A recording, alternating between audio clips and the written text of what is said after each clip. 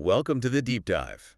Today, we're going to cut through some of the noise of the NBA offseason. Want to bring you the essential insights, maybe some surprising stories too. That sounds good. Talking a pretty wild international tournament, unpacking expectations for a really fascinating rookie. Yeah.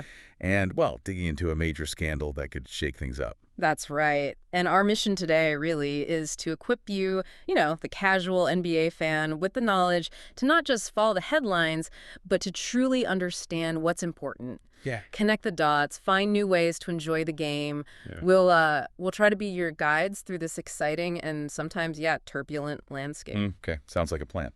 So let's dive right into the heart of EuroBasket first. Then we'll spotlight that rookie, Ace Bailey. Dive deep into the Kawhi scandal and what it means, and maybe offer a bit of a roadmap for Raptors fans to enjoy their season. Let's do it. Okay, EuroBasket, let's kick things off there. The knockout rounds, I mean, they were just incredibly eventful, weren't they? Especially when you look at some of the giants that fell. It's truly fascinating, just how quickly the whole landscape shifted. The round of 16, it delivered some truly, truly unexpected results. Right. And it just proves that, on any given night, a cohesive team with maybe an elite talent or two can absolutely upset a heavily favored giant. It really showcases some of the tactical evolution happening in international play. That's a great point. And I guess a prime example was Finland knocking out Serbia. I mean, Serbia was one of the favorites, right? Oh, absolutely. A huge favorite. Some people were calling it the upset of the century. Wow. And it was just incredible. Serbia was definitely vulnerable, especially without Bogdanovic. And Finland's offense, that 5-out offense where everyone's on the perimeter, it proved incredibly tough for even Nikola Jokic to guard effectively. And Lauri Markkanen, I mean, we know him from the NBA, but he was just a dominant force for Finland. Put up 29 points, 8 rebounds, hit 2 clutch threes right in Jokic's face in the fourth. Ouch. Yeah, he really brought that sort of fiery, trash-talking attitude, too. But it wasn't just him. Elias Valtonen hit big shots, grabbed crucial boards late. It takes a full team effort. Totally. Plus, Finland had an incredible 20 offensive rebounds on 44 misses. That's just pure hustle. Wow, 20 offensive boards, that's effort. Insane effort. So, okay, while some giants fell, other NBA stars were, well, absolutely dazzling. Luka Doncic, for instance. What a masterclass. Oh, he almost single-handedly carried Slovenia past Italy. Hey. Poured in 42 of Slovenia's 84 points. Just incredible. 42? Wow. Yeah, he had 30 points in the first half alone. Oh. And he was remarkably efficient from the line, like 15 of 16 free throws. And, his unique way of complaining to the refs while still getting calls, he was in peak form. I mean, he literally looked dripping wet from the sheer effort he put in. That kind of individual brilliance, it's what makes these tournaments so compelling to watch. Definitely. And Giannis Antetokounmpo also showed his sheer dominance. Yeah. Right. Took Greece deep. Yeah, Greece defeated Israel, and Giannis just exploded for 37 points. Even with his teammates struggling from deep, I think Greece shot just 4 for 25 from 3. Yeah, rough shooting night for them. But Giannis's raw power, his Euro step, those baseline spins, it was just too much for Israel to handle. It just shows how one truly transcendent player can elevate an entire team, Absolutely. You mentioned tactical evolution earlier. What about Germany? They seem like a really strong contender as the tournament moves on. They absolutely do. Germany really turned it on against Portugal, dominated them with a 33-7 run in the fourth quarter, won by 30. Whoa. Franz Wagner has been consistently excellent, averaging 20 points on 60% shooting, just showing his NBA growth. Yeah. But what's really noteworthy is their depth. Yeah. You got to keep an eye on Mal Lowe, a backup point guard. He hit 4 crucial threes in that fourth quarter surge. It just proves Germany isn't just relying on 1 or 2 stars. They've got depth. Okay, so we've seen upsets, star power, team depth. What does this all mean for you, the NBA fan listening? What's the big takeaway from EuroBasket? Well, it means a few crucial things, I think. First, a lot of these international players, Markkanen, Doncic, Giannis, Wagner, Fozzigan, they're getting incredibly valuable high-level reps. Right. These are intense, meaningful games. They sharpen skills, competitive edge right before the NBA season. Okay. And maybe just as importantly, we've seen all these key NBA players performing at a high level without any major injuries reported so far, which is always, a huge relief for their NBA teams and fans. Definitely always hold your breath a bit during these summer tournaments. Okay, moving from the international stage, let's shift focus now to the future of the NBA. Rookie ace Bailey, huge expectations for him. Many see the future of his franchise kind of resting on his shoulders. But what should we actually expect from him, in his first NBA season? Yeah, and this brings up a really critical question, doesn't it? How do we properly evaluate a rookie, especially one with so much hype, without getting caught up in, the immediate numbers or the disappointment if they struggle early? Right. We really need to look beyond just the box score. So you're saying don't just obsess over points per game, shooting percentages, that kind of thing. Exactly. For a rookie like Bailey, his first year, I think, should be judged on 3 harder to measure, but ultimately maybe more impactful aspects. Yeah. His maturity, his knowledge of the game, and his resiliency. Okay, break those down a bit. Maturity. Yeah, maturity. Will he maintain that youthful exuberance, that fun-loving energy we saw in college and AAU amidst the intense pressures of the NBA grind? We're looking for consistency, showing up on time, being focused in practice, giving his all, not losing his zest, like some players do when the reality of an 82-game season hits. Right. Okay, knowledge. Knowledge. Bailey was a high-volume scorer before the NBA. Now he needs to learn to play as a teammate within a world-class, very complex NBA system. Different ballgame. Totally different. His growth in understanding spacing, off-ball movement, reading defenses, complex play structures, that'll be absolutely key. More important than a scoring average early on, probably. Resiliency. Yeah, resiliency. How's he going to react to those inevitable tough nights, like a 2 for 17 shooting performance? Yeah, those happen. They happen to everyone. Or criticism from coaches, opponents, the media, fans. Can he control his emotions, learn from mistakes, and fight through that adversity without letting it, derail his whole performance or his confidence? Okay, so if those traditional stats often don't tell the full story for rookies, what does history tell us? How do great players usually start their careers, statistically speaking? Well, history shows us that even future Hall of Famers often have what look like, on paper, statistically bad rookie years. Really? Yeah. Paolo Banchero, Rookie of the Year, shot 40% from the field, 30% from 3. Cade Cunningham, 41% field, 31% 3. Anthony Edwards, now an All-Star, shot 42% field, 33% 3 his first year.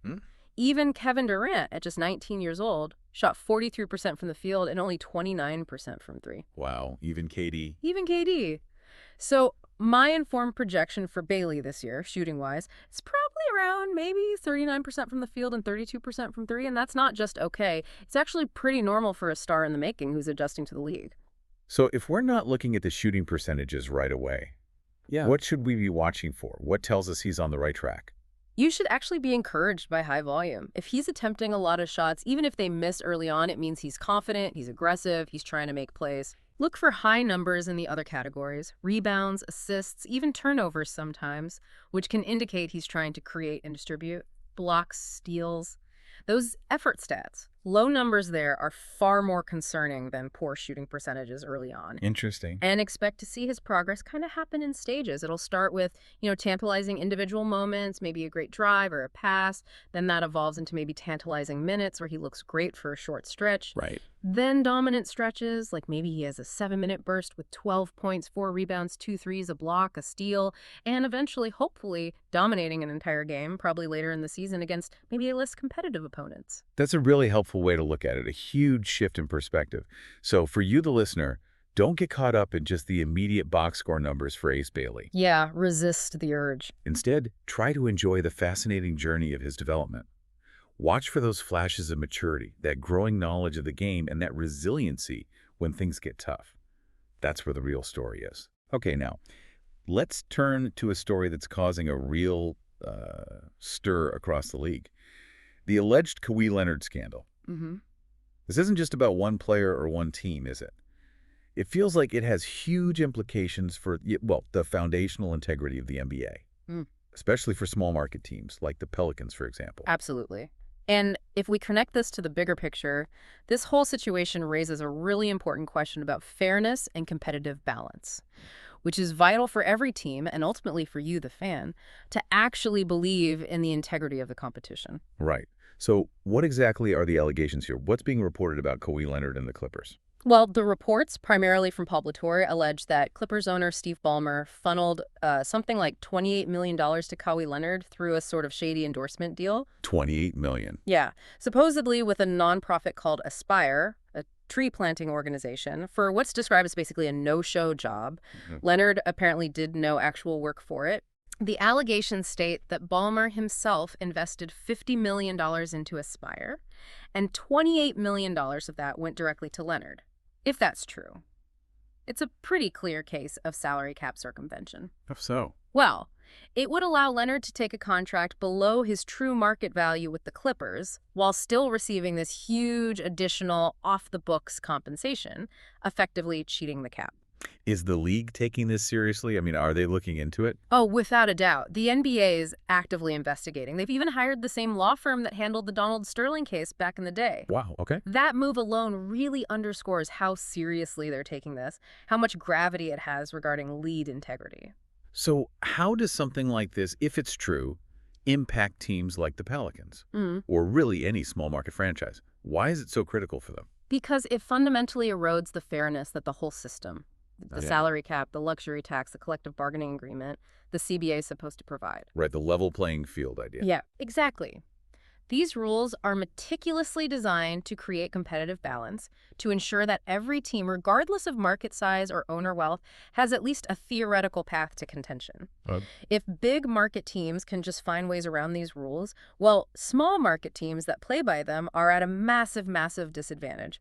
Think about player decisions. Players are, let's be honest, primarily motivated by money. Sure. If they can get these extra off-book funds from big market teams, why would they commit long-term to a small market, even if that team offers a legitimate max contract? Good point. Teams like the Pelicans, for example, they made tough decisions like trading Brandon Ingram, partly because of salary cap constraints. They were adhering strictly to the rules. This kind of alleged circumvention just makes those tough rule-abiding decisions feel kind of pointless. Yeah, I can see that. And there's a direct financial hit, too. Non-tax-paying teams, usually small market teams, receive a share of the luxury tax pool paid by the big spenders. If money's kept off the books like this, it reduces that pool. So it directly impacts the revenue available to those small market franchises. Ultimately, it just creates an uneven playing field. It fuels cynicism among fans who might start to feel the whole system is rigged. Right. And that leads to a loss of hope, potentially lower engagement, maybe lower ratings for the league as a whole. It damages the entire product. It sounds incredibly messy. How would the league even punish something like this effectively? Yeah. Assuming the allegations are proven. That's the real challenge, isn't it? Fines. They'd barely dent the pockets of billionaires like Steve Ballmer. It's pocket change. Sure. Docking draft picks. The Clippers don't even have many left to dock because of previous trades. There is a precedent. Back in 1999, Joe Smith's contract with the Timberwolves was voided, and the team lost, I think, 5 first-round draft picks for a similar kind of under-the-table deal. Okay, so voiding the contract. Maybe. But voiding Leonard's contract now could also inadvertently hurt small markets again. Yeah. Because it would make a star player available, potentially for cheap, to another team that happens to have cap space. That's not really the desired outcome either. Tricky. It's very tricky. And this new CBA, this highly restrictive apron-era CBA, was specifically designed to prevent these kinds of massive spending advantages and promote competitive balance. Allegations like this, if true, make all those tough negotiated restrictions feel kind of meaningless. So, for you, the listener, this really isn't just some juicy headline about a star player. It's about the foundational integrity of the league itself. Absolutely. It makes you wonder, how deep practices like this might run and what it really means for the very idea of fair competition in the NBA. Yeah. Which, honestly, every fan deserves to believe in. Well said. Okay, so after that pretty weighty discussion, let's pivot to something maybe a little more positive. Let's talk about a passionate fan base. Okay. Toronto Raptors fans. After a few, let's say, roller coaster years, how can they find joy and excitement in this upcoming season? What's the path forward for them? Yeah, and this brings up an important question for any fan base, really. How can fans navigate expectations, especially potentially low ones, and truly enjoy their team, regardless of what the pundits are saying? Right. The core idea here, I think, is that old saying, expectation is the thief of joy. So you're suggesting low expectations could actually be a good thing for Raptors fans this year? Potentially, yeah. Look, the national media is largely predicting the Raptors will, stink out loud, as some put it. So external expectations are extremely low. However, internally, the team, the ownership, they certainly want to be competitive. They're not trying to lose. Right. This disconnect between low external hype and internal competitive drive actually creates a unique opportunity for fans. That's so. Well, if the Raptors exceed those low external projections, maybe they hit their betting over-unders in the mid-30s for wins, or maybe they even push for a 5th or 6th seed in the East. Fans can truly revel in proving the national media wrong. The us against the world mentality. Exactly. A return to that sort of confident, maybe even slightly smug mid-2000s Raptors fan base mindset. It can be fun to embrace that. Okay, so beyond just exceeding low expectations, what specific storylines or aspects should Raptors fans really focus on to, maximize their enjoyment this season? Find those beacons of joy. Yeah, I think there are 4 key areas that should bring genuine enjoyment regardless of the final win total. Okay, number 1. First, Brendan Ingram's arrival. Just the excitement of seeing him play in a Raptors jersey alongside Scotty Barnes and Emmanuel Quickley. That's a huge positive right there. Yep. He's reportedly open to fitting into the team's system, and his offensive game is just beautiful to watch when he's rolling. Okay, that's definitely exciting. Number 2. Second, young player development. Last season, the young players who got minutes were a real bright spot, a beacon of joy. This year, expect to see significant internal growth from guys like Jacoby Walter, Grady Dick, Colin Murray-Boyles, Jamal Shed. Mm-hmm. They'll likely be put in positions to succeed, not totally overexposed like last year maybe. That allows them to truly thrive and start carving out their NBA identities. Watching that growth is rewarding in itself. Right. Number 3. Third, new front office leadership.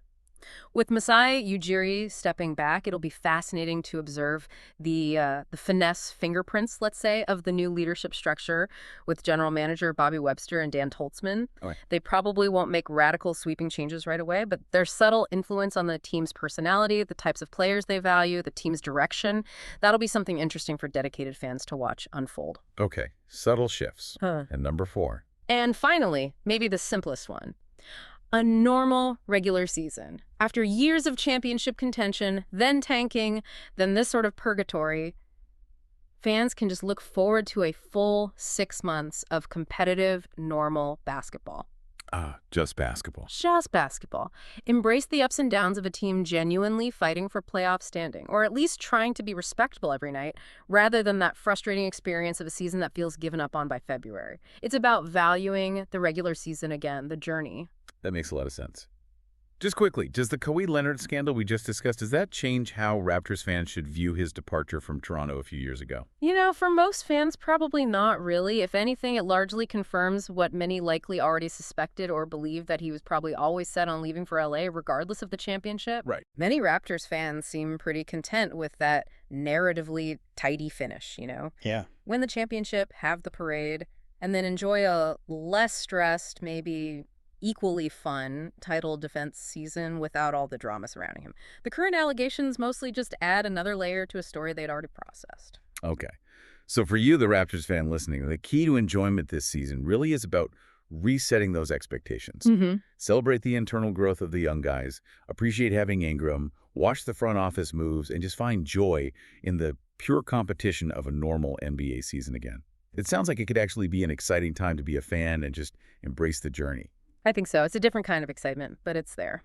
All right. That was quite the deep dive today. We covered a lot of ground, everything from the shocking upsets and star power in EuroBasket. Yeah, some wild games there. To the nuanced expectations for a promising rookie like Ace Bailey, the profound implications of the Kawhi Leonard scandal on small market teams and league integrity. Really important stuff to consider. And finally, a practical guide for Raptors fans to truly enjoy their upcoming season. So this raises, I think, an important question for you, the listener, to maybe chew on. As you follow the NBA this season, what aspect are you going to be watching most closely? Is it league integrity? Is it player development, like with Bailey? Is it just your own team's performance? And how might paying attention to that specific thing shape your enjoyment and your understanding of the game this year? That's a great takeaway. It's all about being an informed and engaged fan, right? Finding what matters most to you. Exactly. Well, thank you for joining us on this deep dive. My pleasure. Check out our other episodes.